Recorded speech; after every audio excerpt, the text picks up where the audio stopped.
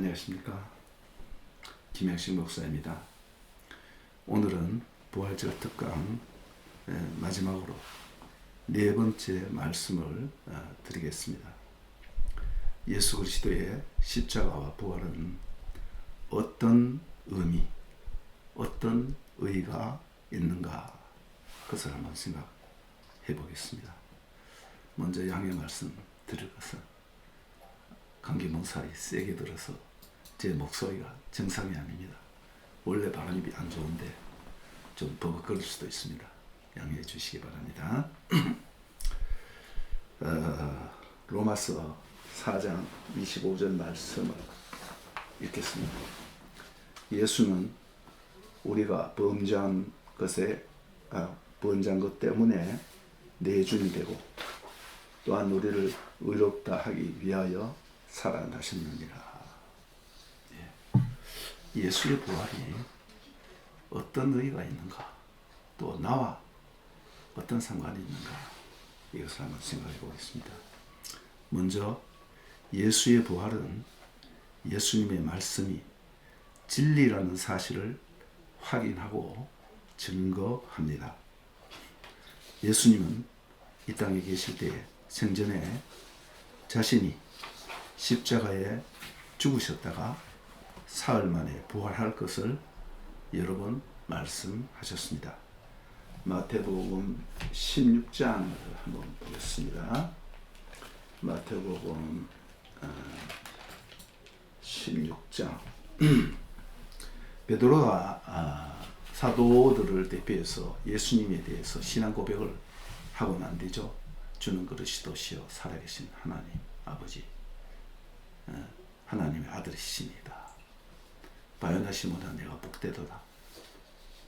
너를 이것을 알게 하는 자는 내 육신의 아버지가 아니요 하늘에 계신 내 아버지니라. 그래서 이 반석 위에 내 교회를 세우리니 음부의 권세가 이기지 못하리라. 그리고 또 천국 열쇠를 준다고 하셨습니다. 그 다음에 보면 21절에 이때로부터 예수 그리스도께서 자기가 예루살렘에 올라가 장로들과 대제사장들과 서기관들에게 많은 고난을 당하고 죽임을 당하고 제3일에 살아나야 할 것을 제자들에게 비로소 나타내시더니, 그전에는 직접적으로 이렇게 말씀하지 않았어요. 은유적으로 약간 표현한 것은 있죠. 그렇지만 직접 이렇게 말씀하지 않았습니다. 그 다음 마태복음 17장 9절 한 장 넘어가서 17장 9절에 보면 그들이 산에서 내려올 때에 예수께서 명하여 이르시되 인자가 죽은 자 가운데 살아나기 전에는 본 것을 아무에게도 이르지 말라. 변화산에서 내려올 때에 예수님이 죽었다 사흘 만에 부활할 것을 얘기하시면서 아무에게도 아직까지는 얘기하지 말라 그랬습니다. 그 다음 마태복음 20장 18절, 마태복음 20장 18절 말씀이 보라 우리가 예루살렘으로 올라가노니 인자가 대제사장들과 서기관들에게 넘겨지매 그들이 죽이기로 결의하고 이방인들에게 넘겨주어 그를 조롱하며 채찍질하며 십자가에 못 박게 할 것이나 제3일에 살아나리라. 이렇게 말씀하셨습니다. 그래서 마태복음 24장을 보면 예수님이 이 말씀을 하셨는데 24장 35절에 천지는 없어질지언정 내 말은 없어지지 아니하리라. 굉장한 말씀하셨습니다. 이 말씀처럼 예수님은 자신이 십자가에 못 박혀 죽을 것을 미리 얘기하시고 또 부활할 것을 미리 다 얘기하셨습니다. 26장 마태복음 26장 1절과 2절을 보면 예수께서 이 말씀을 다 마치시고 제자들에게 이르시되 너희가 아는 바와 같이 이틀이 지나면 유월절이라 인자가 십자가에 못 박히기 위하여 팔리리라 하시더라. 이것도 비슷한 말씀입니다. 그 다음 요한복음을 보면 약간 색다르게 표현을 했는데 이미 제가 많이 말씀드렸습니다. 19절 예수님께서 성전 청소를 할 때에 네가 무슨 권위로 이렇게 말하느냐 할 때에 예수님이 대답하여 이르시되 너희가 이 성전을 헐라 내가 사흘 동안에 지으리라. 굉장한 말씀이죠. 그러나 예수는 성전된 자기 육체를 가리켜 말씀하신 것이라. 죽은 자 가운데 살아나신 후에야 제자들이 이 말씀하신 것을 기억하고 성경과 예수께서 하신 말을 믿었더라. 말씀을 믿었더라. 이렇게 나오고 있습니다. 예수님은 자신이 성전이 되심을 말씀하고 있는 거죠. 구약의 성전은 건물이죠. 그래서 그 건물이 예표해 주는 것은 앞으로 하나님이 그 안에 계시는 하나님의 성전 되시는 예수님이 성전이라는 사실입니다. 새 성전. 그래서 십자가에 죽으시고 부활하는 것은 성전에 제물을 드리는 거고, 그리고 또 대제사장이 지성소에 들어갔다 나와서 축도를 하죠. 그것을 상징해 주는 것입니다. 그러니까 성전이라는 건축물이 예수 그리스도라는 한 인격으로 성화되어 있는 거죠. 전체를 보면 하나님의 말씀은 진리다. 요한복음 17장 17절에 예수님이 친히 기도하면서 아버지의 말씀은 진리입니다 라고 말씀하셨습니다. 이렇게 예수님은 자신이 말한 그대로 십자가에 못 박혀 죽으시고 사흘 만에 부활하셔서 예수님의 모든 말씀이 참된 것을 증거하신 것입니다. 두 번째로 예수의 부활은 우리의 죄가 십자가에서 완전히 처리가 되었고 대속이 되었단 말입니다. 부활로 완전히 증명되었다. 만약 예수님이 부활하지 못했다면, 다시 살아나지 못했다면 내가 너희를 위해서 죽는다 하는 말이 살아나지도 못했는데 그래서 전부 다 거짓말이 되는 거죠. 그래서 내가 십자가에 죽는 것은 너희 죄를 위하여 죽는 것이다. 너가 죄로 인하여 죽어야 할 것을 대신해서 내가 죽고, 너희들 모두가 다 죄에 내려서 다 죽어야 하는데 너희들 모두를 대표해서, 그리고 내가 십자가에 죽는 것이 너희들이 죄를 해결하기 위한 효과가 있게 하기 위해서 그렇다고 이렇게 말씀하십니다.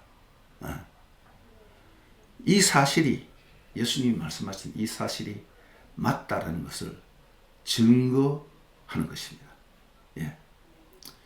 예수님의 말씀의 진정성입니다. 그것이 예수의 부활로 증명이 되었습니다. 만일 예수가 부활하지 못했다면 예수님의 말씀은 전부 다 거짓이라는 것이 저절로 입증이 되는 것이죠. 부활은 예수님의 십자가가 진짜다. 예수님의 십자가의 죽음이 대속의 죽음이다. 예수님의 십자가의 죽음이 완전히 우리 죄를 대속하고 해결해 줬다 라는 사실을 입증하는 것이에요. 그래서 예수님의 죽음은 자신의 죄나 예수님이 죄가 있어서 죽거나 예수님이 힘이 없어서 잡혀가는 그런 것이 아니라 예수님 스스로가 하나님의 뜻에 의해서 죽음을 택했는 것이에요. 왜? 죄로 말미암아 죽을 수밖에 없는 우리를 사랑하사 내 죄를 대신해서 우리 모든 죄를 대표해서 죽으시기 위하여 그렇게 죽었는데 부활은 그것이 진짜다 라는 것을 증거한다는 것입니다. 세 번째로 예수님의 부활은 죽음과 죄와 사단에게 승리하신 그 승리를 선포하는 것입니다. 인간은 말이죠, 죽음 때문에 그 죽음의 원인은 뭡니까?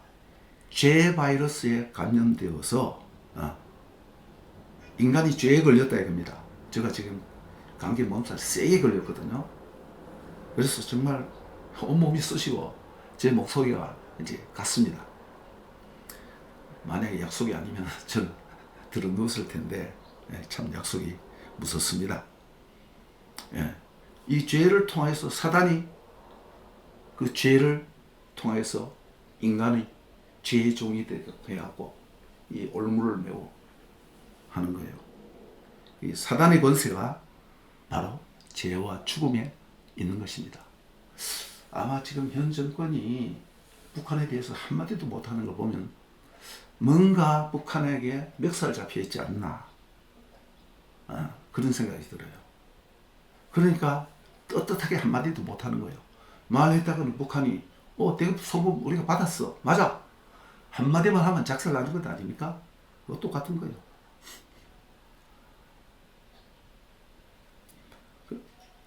죽음은 죄 때문이고 죄는 사단이 꼬드겨서 인간이 죄를 짓게 했기 때문에 사단은 죄와 죽음 이 올무를 붙잡고 권세를 부리는 것입니다. 죄와 죽음이 왕노릇하는 것이에요. 히브리서 2장의 14절을 보면 말이죠, 이런 말씀이 있습니다.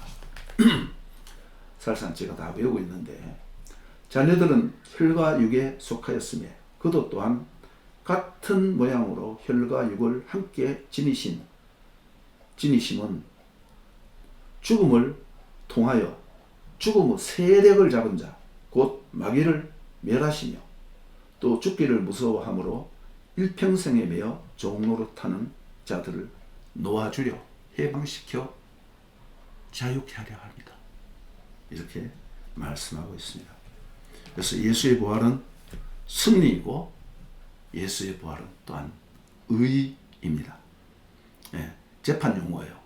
재판을 하는데 한 사람은 죄가 있다고 한 사람은 죄가 없다 하는데 사건을 자세히 면밀하게 조사를 다 해보니까 이 사람이 진짜 죄가 있단 말입니다. 이 사람은 죄가 없어. 그럼 누가 승리합니까? 이 사람이 승리하는 거죠. 그것이 바로 의라는 것입니다. 너가 옳다. 옳은 의자. 너가 옳다. 이것은 바로 재판에서 승리하는 것입니다. 그래서 사실 증명이 되는 거죠. 너가 의롭고 너가 옳고 너가 승리했다. 부활이라는 것은 죄와 죽음과 사단에게 승리를 선포하는 것입니다.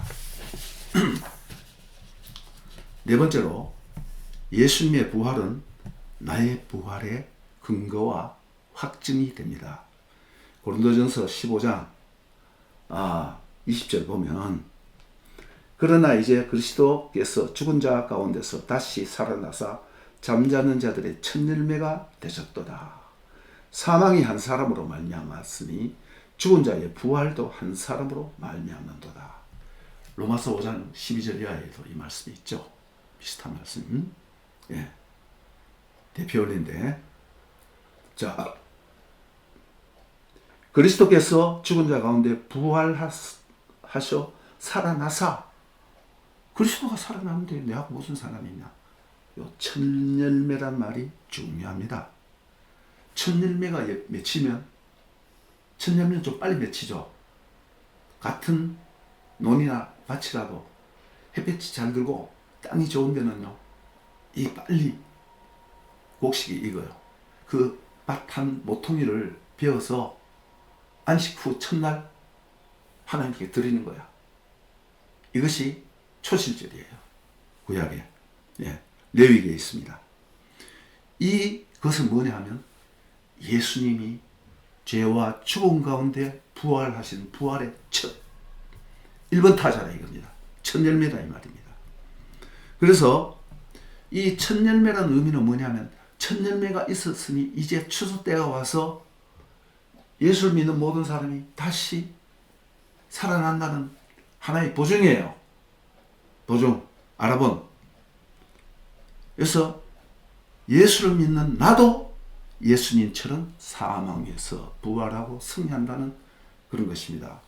여러분, 첫 번째 장자, 여러분 장자는 말이 나오죠. 이스라엘은 나의 장자요, 나의 맏아들이다. 장자는요, 순서적으로 첫 번째예요. 그 다음 모든 형제를 대표합니다. 아버지가 없을 때는 아버지가 외출 중인 아버지를 대행하기도 해요. 예. 그리고 뒤에 모든 기업을 물려받을 때도 2배를 받아요. 예수 그리스도는 부활의 첫 열매라 하는 것은 예수가 첫 번째 부활을 함으로 말미암아 예수 믿는 우리도 예수 안에서 그 다음에 부활한다 이 말입니다. 언제? 그것도 순서가 있는데 제가 다 말씀드릴 수는 없고 예수님이 재림하실 때 예수 안에 있는 자, 즉 예수 믿는 자들이 한꺼번에 부활하는 거예요. 그것을 얘기하는 거예요. 그리고 예수의 부활은 첫째 부활이고 믿는 우리들도 예수 안에서 예수님처럼 부활하는 것입니다. 예수님은 그 첫 번째 1번 타자요 대표입니다. 예. 다섯 번째, 예수의 부활은 죄와 죽음의 옛 시대가 깨어지고 부활과 생명, 영생의 새 시대를 여는 전환점이다 이겁니다. 여태까지 모든 인간은 죄와 죽음으로 점철되어 있는 거예요. 인간의 역사는 쉽게 말해서 이것저것 많이 있지만은 죄와 죽음은 끝이에요. 예. 그것이 인간의 역사입니다. 근데 이제 예수 그리스도가 죽은 자 가운데 부활함으로 말미암아 의와 생명과 영생과 승리, 자유가 우리를 지배하게 됐다는 것입니다. 사단의 권세는 머리는 깨졌고 예수 그리스도의 승리가 선포된 것이요. 부활은 예수 그리스도의 승리의 판파레입니다. 옛 세상, 죄와 죽음의 옛 세상은 가고 이제 의와 생명의 새 시대가 활짝 열리기 시작했다는 것입니다. 의와 생명과 영생의 하나님 나라라는 게 뭐냐면 바로 이거예요. 하나님 나라가 이미 부활로 성취되었고 아직까지 완성되진 않았는데 언제?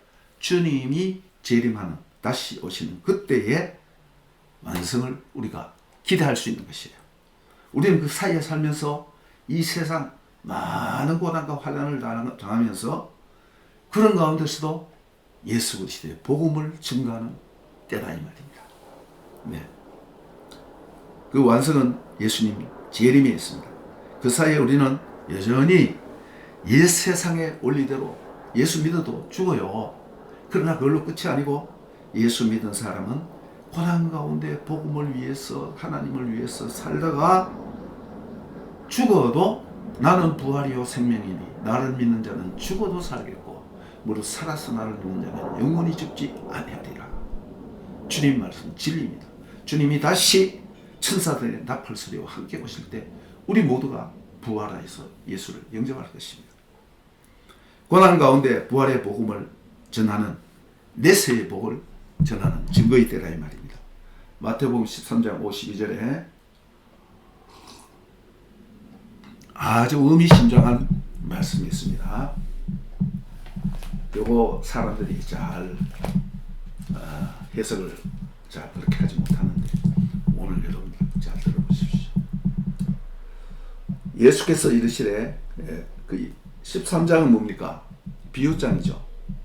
예수께서 이르시되 그러므로 천국의 제자된 서기관마다 우리를 얘기하는 거예요. 새 것과 옛 것을 그 곳간에서 내오는 집주인과 같으니라. 지금 현재 저와 여러분이 사는 것은 옛 시대, 우리 조상 아담의 죄로 말미암아 죽음과 사망이 지배하는 사단의 권세가 아직도 날뛰는 그런 것이지만 이제 예수가 우리 죄를 다 해결하고 부활하심으로 말미암아 첫 스타트를 끊었다 이겁니다. 그래서 예수를 믿고 예수 안에 있는 우리는 예수를 믿는 순간 영생으로 거듭나는 것이에요. 그게 중생이 중생. 그리고 이 거듭난 사람은 내세에 주님이 다시 오실 그날 우리가 만약에 지금 온다면 예수 안에서 죽은 자들이 먼저 일어나고 우리도 변화된 몸을 갖게 된다는 것입니다. 천국에 살기 알맞는 몸으로 썩을 것이 썩지 않을 것으로 죽을 것이 죽지 않을 것으로 약한 것이 강한 것으로 욕된 것이 영광스러운 것으로 완전히 몸의 부활되는 거예요. 그것을 얘기하는 것입니다. 옛 세상은 모두 가고 의와 생명의 새 시대가 열린다는 것입니다. 하나님 나라가 성취되었습니다. 이미 성취되었고 아직 완성되지는 않았습니다. 우리가 완성을 기대하면서 복음을 전하는 것이죠. 예, 완성은 예수님 재림 때에 완성이 될 것이고 그 사이에 저와 여러분들은 여전히 옛 세상의 원리 속에 살기 때문에 많은 고난이 있어요. 예수 믿어 복 받는다 그랬는데 세상 복이 아니에요. 영생이에요, 영생. 그런데 세상에서는 어려움을 더 많이 당해. 세상을 거스러 살아야 되잖아요. 그러나 고난 가운데 예수님의 재림을 바라보면서 부활의 소망을 가지고 사는 새 시대의 삶을 지금 현재 here and now 여기서 산다는 것입니다. 바로 그런 의미예요. 그 다음 마지막인데 예수의 부활은 부활의 영인 성령이 우리 안에 내 안에 그리고 교회인 우리 안에 거처를 정하시고 살아계신다는 것입니다. 구약시대는 하나님이 어디에 거처를 정하고 계셨어요? 제한된 성막 속에 성전에만 있었단 말이에요. 상징적으로 하나님은 무소부재하신 분입니다. 그렇지만 딱 한 곳에 제한되어 있는 것은 하나님이 유일하신 예수 그리스도를 계시하기 위해서 성전을 유일하게 하나만 지으라고 그랬는 거예요. 그래서 예수님이 이 성전을 헐라 내가 사흘 만에 다시 지으리라 이 말씀을 할 수 있는 거야. 예. 이제 새로운 역사가 시작되었습니다. 부활하신 예수님이 승천하셔서 성령을 보내심으로 하나님의 생명의 성령이 예수 믿는 저와 여러분들 안에 거처를 정하시고 살아계셔서 저와 여러분이 성전이 되는 거예요. 이건 놀라운 것 아닙니까? 네. 이제 성령의 역사를 기대하고 실현할 때가 되었습니다. 방언을 하느냐 안 하느냐 기적이 있느냐 없느냐 그런 정도의 문제가 아니에요. 이 원덩거리만 착 해결되면 나머지 잔챙이는 저절로 정리가 딱 되는 것입니다. 하나님의 성전인 오직 하나죠. 이 건물이 예수가 오심으로 예수가 성전이 되었습니다. 요한복음 2장 19절 22절에 너가 무슨 건설을 그렇게 하느냐? 이 성전을 헐라 내가 사흘 만에 지으리라. 야 너가 뭔데? 사흘 만에 이걸 짓느냐? 40몇 년 동안 지었는데. 제자들도 못 알아들었어요. 그러나 예수님이 성전 대신 예수님이 십자가에 죽으시고 파괴되고 부활하사 새 성전으로 태어나고 그 새 성전의 영, 새 영, 부활의 영이신 성령이 저와 여러분 안에 들어오심으로 말미암아 우리가 바로 하나님의 성령의 거처가 되는 부활하신 예수의 영이 거하시는 살아계시는 그런 거룩한 성전이 되었다는 것입니다. 뿐만 아니라 베드로전서 2장 9절에는 우리는 왕같은 제사장이에요. 내가 성전이고 또 내가 또 왕이고 예수 안에서 내가 직접 예배를 드리는 제사장이 됐어요. 여러분 함부로 예배 못 드렸어요. 옛날엔 구약시대는. 지성소에는 1년에 한 번씩 대제사장만이 들어갔습니다. 그것도 피를 가지고. 이제 새 시대가 도래했는 거예요. 구약 옛 언약에서 완전히 새 언약으로 바뀌었습니다. 우주적인 구원이 완성되었습니다. 하나님 나라의 복음이 이제 예수의 죽음과 부활로 말미암아 만천하에 전파되어야 하는 것입니다. 또 실현되어야 하는 거예요. 언제? here and now. 지금 여기서. 이게 중요한 거예요. 부활하신 예수님은 뭐 승천하셔서 멀리 가서 안 보여. 뭐가 뭔지 모르겠어. 그래서 성경 뭐 믿고 기도하려니까 막 기도하는 그 정도가 아니라 승천하셔서 보호자에 앉으셔서 왕 되신 예수님, 왕권을 처음 행사하는 것이 오순절이라 성령을 보내심이라는 것입니다. 그래서 그로 말미암아 저와 여러분은 하나님의 새 성전이 되고, 이 교회를 얘기하는 거예요. 예. 또 새 하늘과 새 땅에 새 예루살렘으로서 영광스러운 교회가 되는 것입니다. 계시록 21장과 22장을 부분을 읽어드리고 마치겠습니다. 21장 1절, 또 내가 새 하늘과 새 땅을 보니 처음 하늘과 처음 땅이 없어졌고 바다도 다시 있지 않더라. 또 내가 보면 거룩한 성 예루살렘이 하나님께로부터 하늘에서 내려오니 그 준비한 것이 신부가 남편 위에 단장한 것 같더라. 여기부터 거룩한 성이라고 해놨고 신부란 말이 나왔어요. 예루살렘 성이 뭐 다시 제3성전을 짓고 뭐 다시 내려오고 그 딴소리는 무식한 사람이 하는 거예요. 우리가 성전인데 뭐 성전을 다시 지어요. 그 성경이 맞지 않는 얘기예요. 그래서 우리는 그 영광이, 그 성은 네모보가 반듯하고 길이, 너비, 높이 그 다 같아요. 12,000스타디온이요. 길이와 넓이와 높이가 다 같더라. 다 보니까 12 진주문으로 떠냈고 구성되어 있고, 이 전부 다 하나님의 영광을 상징하는 거예요. 교회의 영광을 상징하는 거예요. 구원받은 하나님의 백성이 얼마나 영광스러운가라는 것을 얘기하는 거예요. 거기에는 빛도 필요 없어요. 왜? 하나님 자신이 빛이고 우리가 빛이니까. 이거 뭐 자세하게 얘기하면 먼저 질레치기해서 다 하는 것 아닙니까? 그러면 다음에 제가 설교할 게 없잖아요. 그래서 오늘은 제 컨디션도 안 좋고, 그래서 오늘 여기까지 말씀드리겠습니다. 감사합니다.